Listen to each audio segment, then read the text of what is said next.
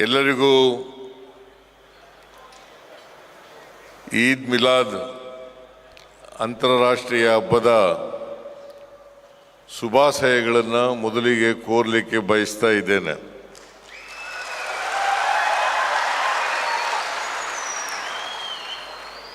ಈ ಕಾರ್ಯಕ್ರಮದಲ್ಲಿ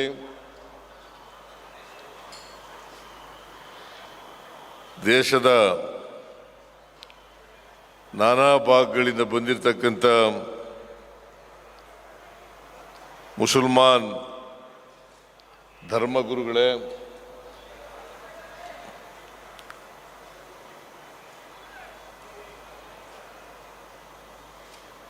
ಸಚಿವರಾದಂಥ ಜಮೀರ್ ಅಹಮದ್ ಖಾನ್ ಅವರೇ,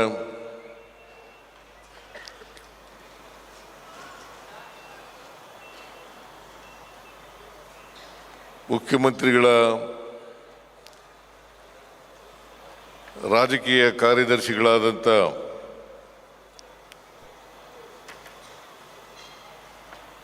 ಶ್ರೀ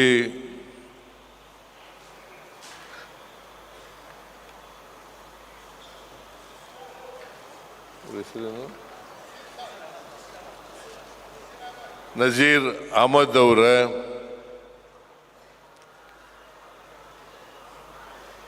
ಎಲ್ಲ ಮುಸಲ್ಮಾನ್ ಸಮಾಜದ ಮುಖಂಡರುಗಳೇ,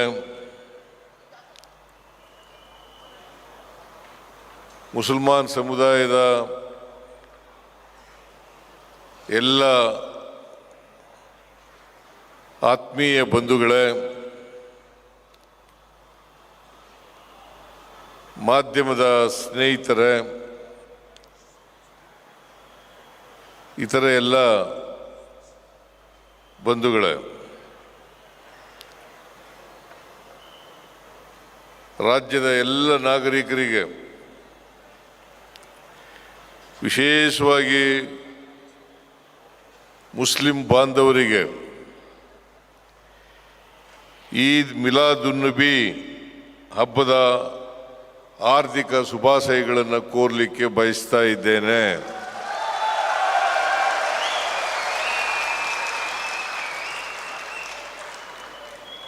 ಬಹಳ ಸಂತೋಷದ ವಿಚಾರ, ಜಮೀರ್ ಅಹಮದ್ ಖಾನ್ ಹೇಳಿದರು, ಈ ವರ್ಷ ವಿಶೇಷವಾಗಿ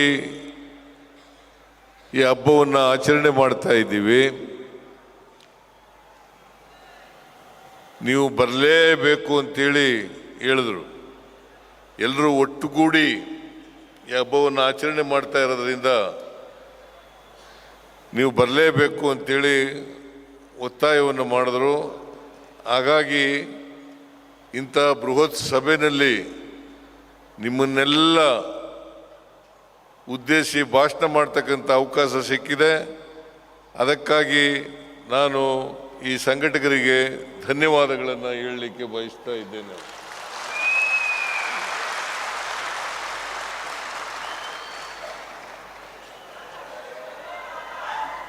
ಈ ಅಂತಾರಾಷ್ಟ್ರೀಯ ಮಿಲಾದ್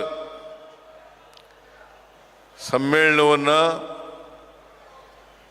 ಉದ್ಘಾಟನೆ ಮಾಡಬೇಕು ಅಂತೇಳಿ ಹೇಳಿದ್ದಾರೆ. ಇದನ್ನು ಅತ್ಯಂತ ಸಂತೋಷದಿಂದ ಉದ್ಘಾಟನೆಯನ್ನು ಮಾಡಿದ್ದೇನೆ ಅಂತಕ್ಕಂಥ ಮಾತುಗಳನ್ನು ಹೇಳಲಿಕ್ಕೆ ಬಯಸ್ತಾ ಇದ್ದೇನೆ.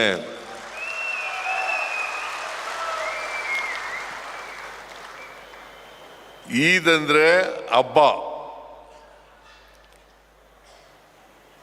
ಮಿಲಾದ್ ಉನ್ನಬಿ ಎಂದರೆ ಪ್ರವಾದಿ ಮಹಮ್ಮದ್ ಅವರ ಹುಟ್ಟಿದ ದಿನ ಎಂದರ್ಥ. ಇವತ್ತು ನೀವೆಲ್ಲರೂ ಕೂಡ ಅತ್ಯಂತ ಸಂಭ್ರಮದಿಂದ, ಸಂತೋಷದಿಂದ, ಸಡಗರದಿಂದ ಮೊಹಮ್ಮದ್ ಪ್ರವಾದಿಯವರ ಹುಟ್ಟಿದ ದಿನವನ್ನು ಆಚರಣೆ ಮಾಡ್ತಾ ಇದ್ದೀರಿ. ನಾನು ಕೂಡ ಈ ಹುಟ್ಟಿದ ದಿನ ಕಾರ್ಯಕ್ರಮದಲ್ಲಿ ಭಾಗವಹಿಸಿ ಅವರಿಗೆ ಗೌರವವನ್ನು ಸಲ್ಲಿಸ್ತಕ್ಕಂಥ ಕೆಲಸವನ್ನು ಮಾಡ್ತಾ ಇದ್ದೇನೆ ಅಂತಕ್ಕಂಥ ಮಾತುಗಳನ್ನು ಹೇಳಲಿಕ್ಕೆ ಬಯಸ್ತಾ ಇದ್ದೇನೆ. ಒಂದು ಅಂದಾಜಿನ ಪ್ರಕಾರ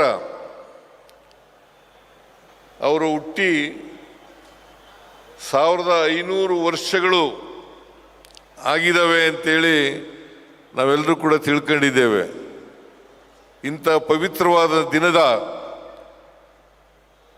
ದಿನದಂದು ಅವರ ಹುಟ್ಟಿದ ಹಬ್ಬವನ್ನು ನೀವೆಲ್ಲರೂ ಕೂಡ ಸೇರಿ ಆಚರಣೆ ಮಾಡ್ತಾ ಇರ್ತಕ್ಕಂಥದ್ದು ಭಾಳ ಸಂತೋಷದ ವಿಚಾರ, ಭಾಳ ಗೌರವದ ವಿಚಾರ. ನೀವೆಲ್ಲರೂ ಕೂಡ ಅವರನ್ನು ಸ್ಮರಿಸ್ಕೊಳ್ಳೇಬೇಕಾದಂಥ ಮಾತುಗಳನ್ನು ಈ ಸಂದರ್ಭದಲ್ಲಿ ಹೇಳಲಿಕ್ಕೆ ಬಯಸ್ತಾ ಇದ್ದೇನೆ.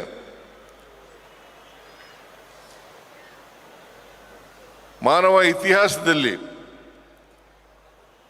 ಪ್ರವಾದಿಯವರ ಬೋಧನೆಗಳು ಅನೇಕ ಕ್ರಾಂತಿಕಾರಿಕ ಬದಲಾವಣೆಗಳನ್ನು ಸಮಾಜದಲ್ಲಿ ಮಾಡಿದ್ದಾವೆ ಅಂತಕ್ಕಂಥ ಮಾತುಗಳನ್ನು ಹೇಳಲಿಕ್ಕೆ ಬಯಸ್ತಾ ಇದ್ದೇನೆ. ಪ್ರವಾದಿಯವರು ಜನಿಸುವುದಕ್ಕಿಂತ ಮುಂಚಿತವಾಗಿ ಅರಬ್ಬಿನ ಮರಳುಗಾಡಿನಲ್ಲಿ ಅನೇಕ ಪಶುಪಾಲಕ ಬುಡಕಟ್ಟು ಜನಾಂಗದವರು ವಾಸ ಮಾಡ್ತಾ ಇದ್ರು. ಅವ್ರಿಗೆ ಒಬ್ರಿಗೊಬ್ಬರನ್ನ ಕಂಡ್ರೆ ಆಗ್ತಾ ಇರಲಿಲ್ಲ. ಬಹಳ ಮುಖ್ಯವಾಗಿ ಅವತ್ತು ಕುರಿ, ಮೇಕೆ, ಒಂಟೆಗಳನ್ನು ಸಾಕ್ತಕ್ಕಂಥ ಕೆಲಸವನ್ನು ಮಾಡ್ತಾ ಇದ್ರು. ಇನ್ನು ಕೆಲವು ಬುಡಕಟ್ಟಿನ ಜನರು ವ್ಯಾಪಾರ ಮಾಡ್ತಾ ಇದ್ದಂಥ ಜನರಿಗೆ ರಕ್ಷಣೆಯನ್ನು ಕೊಡ್ತಕ್ಕಂಥ ಕೆಲಸವನ್ನು ಮಾಡ್ತಾ ಇದ್ರು. ಸಾಮಾನ್ಯವಾಗಿ ವಿವಾಹ,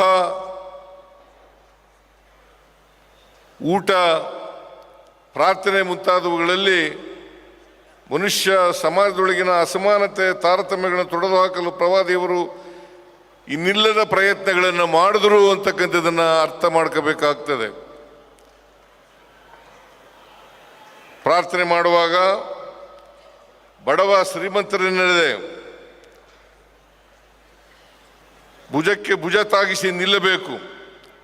ಎದುರು ಬಂದವರನ್ನು ವ್ಯತ್ಯಾಸ ಮಾಡದೆ ಅಪ್ಪಿಕೊಳ್ಳಬೇಕು. ಇದು ಮತ್ತೆ ಒಂದೇ ಪಂಕ್ತಿಯಲ್ಲಿ ಊಟಕ್ಕೆ ಕೂರಬೇಕು ಅಂತಕ್ಕಂಥದ್ದು ಪ್ರವಾದಿಯವರು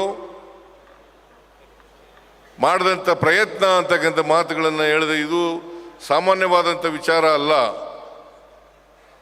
ಎಲ್ಲರನ್ನು ಕೂಡ ಒಟ್ಟುಗೂಡಿಸ್ತಕ್ಕಂಥದ್ದು, ಒಂದೇ ವೇದಿಕೆಯಲ್ಲಿ ಪ್ರಾರ್ಥನೆ ಮಾಡ್ತಕ್ಕಂಥದ್ದು, ಒಟ್ಟಿಗೆ ಕೂತು ಊಟ ಮಾಡ್ತಕ್ಕಂಥದ್ದು, ಪರಸ್ಪರ ಎದುರು ಬಂದವರನ್ನು ಅಪ್ಕೊಳ್ತಕ್ಕಂಥದ್ದು ಇದೆಯಲ್ಲ, ಇದು ಮಾನವೀಯತೆಯ ಲಕ್ಷಣ ಅಂತಕ್ಕಂಥ ಮಾತುಗಳನ್ನು ಹೇಳಲಿಕ್ಕೆ ಬಯಸ್ತೇನೆ. ಒಂದು ಕಡೆ ಇನ್ನೊಬ್ಬ ಬಾವಿಯವರು ಹೇಳ್ತಾರೆ, ಬರೆದಿದ್ದಾರೆ, ಏನಪ್ಪ ಅಂತಂದ್ರೆ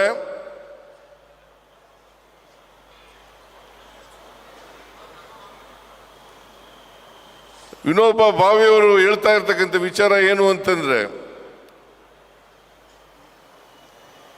ಇಸ್ಲಾಂ ಅಂದರೆ ಶಾಂತಿ,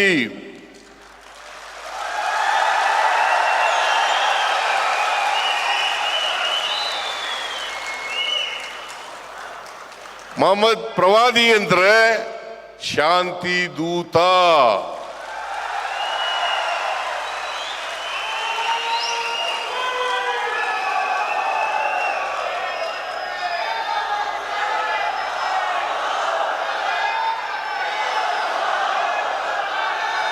ಸಮಾಜದಲ್ಲಿ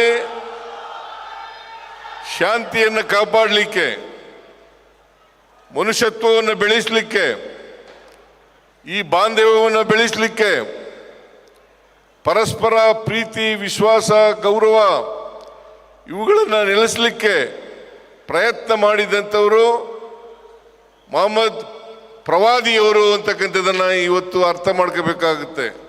ಹೇಗೆ 12ನೇ ಶತಮಾನದಲ್ಲಿ ಬಸವಣ್ಣವರು ಸಮಾಜದಲ್ಲಿ ಜಾತಿ ಹೋಗ್ಬೇಕು, ವರ್ಗ ಹೋಗ್ಬೇಕು, ಎಲ್ಲರೂ ಕೂಡ ಸಮಾನತೆಯಿಂದ ಬಾಳಬೇಕು, ಮನುಷ್ಯತ್ವದಿಂದ ಬಾಳಬೇಕು, ಸಮಾನತೆ ಬರಬೇಕು, ಸಮಾಜ ನಿರ್ಮಾಣ ಆಗಬೇಕು ಅಂತೇಳಿ ಪ್ರಯತ್ನವನ್ನು ಮಾಡಿದ್ರು. ಅದೇ ರೀತಿಯಲ್ಲಿ ಮೊಹಮ್ಮದ್ ಪ್ರವಾದಿಯವರು ಈ ಮನುಷ್ಯತ್ವ ಬೆಳಿಬೇಕು, ಪರಸ್ಪರ ದ್ವೇಷ ಅಸೂಯೆಗಳಿರಬಾರ್ದು, ಪ್ರೀತಿ ವಾತ್ಸಲ್ಯಗಳು ನೆರಬೇಕು, ಕರುಣೆ ನೆಲೆಸಬೇಕು ಅಂತಕ್ಕಂಥದ್ದನ್ನು ಪ್ರಯತ್ನವನ್ನು ಮಾಡಿದ್ರು ಅಂತಕ್ಕಂಥದ್ದನ್ನು ಹೇಳಲಿಕ್ಕೆ ಇವತ್ತು ನಾನು ಪ್ರಯತ್ನವನ್ನು ಮಾಡ್ತಾ ಇದ್ದೇನೆ. ಅದರಿಂದ ಮೊಹಮ್ಮದ್ ಪೈಗಂಬರ್ರವರು, ಪ್ರವಾದಿಯವರು, ಈ ದೇಶದಲ್ಲಿ ಯಾವುದೇ ಧರ್ಮ ಇರ್ಬೋದು, ಆ ಧರ್ಮ ಸಹಿಷ್ಣುತೆಯನ್ನು ಬೆಳೆಸ್ಕೊಳ್ತಕ್ಕಂಥದ್ದು ಅತ್ಯಂತ ಅವಶ್ಯ. ನಮ್ಮ ಸಂವಿಧಾನದಲ್ಲೂ ಕೂಡ ಬಹಳ ಸ್ಪಷ್ಟವಾಗಿ ಹೇಳಿದ್ದಾರೆ. ಸಹಿಷ್ಣುತೆ, ಪರಮ ಧರ್ಮವನ್ನು ಪ್ರೀತಿಸ್ತಕ್ಕಂಥದ್ದು, ಬೇರೆ ಧರ್ಮವನ್ನು ಸಹಿಸ್ಕೊಳ್ತಕ್ಕಂಥದ್ದು. ಆ ಸಹಿಷ್ಣುತೆಯನ್ನು ಬೆಳೆಸ್ಕೊಂಡ್ರೆ ಬಹುಶಃ ಮನುಷ್ಯತ್ವ ತಾನಾಗೇ ಬೆಳೀತದೆ ಅಂತಕ್ಕಂಥ ಮಾತುಗಳನ್ನು ಹೇಳಲಿಕ್ಕೆ ಬಯಸ್ತಾ ಇದ್ದೇನೆ. ಇದನ್ನು ಮೊಹಮ್ಮದ್ ಪ್ರವಾದಿಯವರು ಜೀವನದುದ್ದಕ್ಕೂ ಮಾಡಿದ್ರು ಅಂತಕ್ಕಂಥದ್ದನ್ನು ಹೇಳ್ತಾ, ಇವತ್ತು ನೀವೆಲ್ಲರೂ ಕೂಡ ಸೇರಿ, ಇಷ್ಟೊಂದು ದೊಡ್ಡ ಪ್ರಮಾಣದಲ್ಲಿ ಸೇರಿ ಮೊಹಮ್ಮದ್ ಪ್ರವಾದಿಯವರ ಹುಟ್ಟಿದ ದಿನವನ್ನು ಆಚರಣೆ ಮಾಡ್ತಾ ಇದ್ದೀರಿ.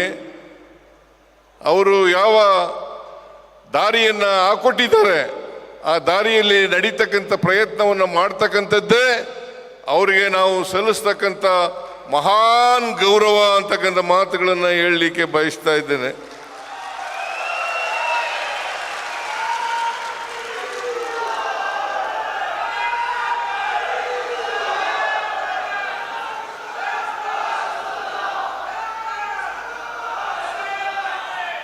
ಇವತ್ತಿನ ದಿನ ಮೊಹಮ್ಮದ್ ಪ್ರವಾದಿಯವರನ್ನು ನೆನಪು ಮಾಡ್ಕೊಳ್ತಾ ನಾವೆಲ್ಲರೂ ಅವರು ಹಾಕೊಟ್ಟಂಥ ದಾರಿನಲ್ಲಿ ನಡೀತಕ್ಕಂಥ ಪ್ರಯತ್ನವನ್ನು ಮಾಡೋಣ ಅಂತಕ್ಕಂಥ ಮಾತುಗಳನ್ನು ಹೇಳಿ, ಮೊಹಮ್ಮದ್ ಪ್ರವಾದಿಯವರಿಗೆ ಅನೇಕ ಧನ್ಯವಾದಗಳನ್ನು ಹೇಳುತ್ತಾ, ಅವರು ನಮ್ಮ ಜೊತೆಯಲ್ಲಿ ಇರಲಿ, ನಮಗೆ ಯಾವತ್ತೂ ಕೂಡ ಪ್ರೀತಿ, ಕರುಣೆ, ವಾತ್ಸಲ್ಯ ಇವುಗಳನ್ನು ಬೆಳೆಸ್ತಕ್ಕಂಥದ್ದು, ಮನುಷ್ಯತ್ವವನ್ನು ಬೆಳೆಸ್ತಕ್ಕಂಥ ಕೆಲಸವನ್ನು ಮಾಡಲಿ ಅಂತ ಪ್ರಾರ್ಥನೆಯನ್ನು ಮಾಡಿ ನನ್ನ ಮಾತುಗಳನ್ನು ಮುಗಿಸ್ತೇನೆ. ನಿಮ್ಮೆಲ್ಲರಿಗೂ ಮತ್ತೊಮ್ಮೆ ಪ್ರವಾದಿ ಮೊಹಮ್ಮದರ ಜನ್ಮದಿನದ ಶುಭಾಶಯಗಳನ್ನು ಕೋರಿ ನನ್ನ ಮಾತುಗಳನ್ನು ಮುಗಿಸ್ತೇನೆ. ಜೈ ಹಿಂದ್,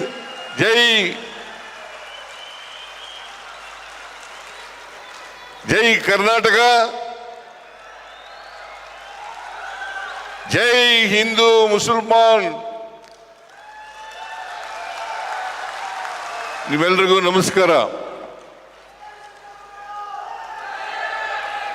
ಥ್ಯಾಂಕ್ ಯು.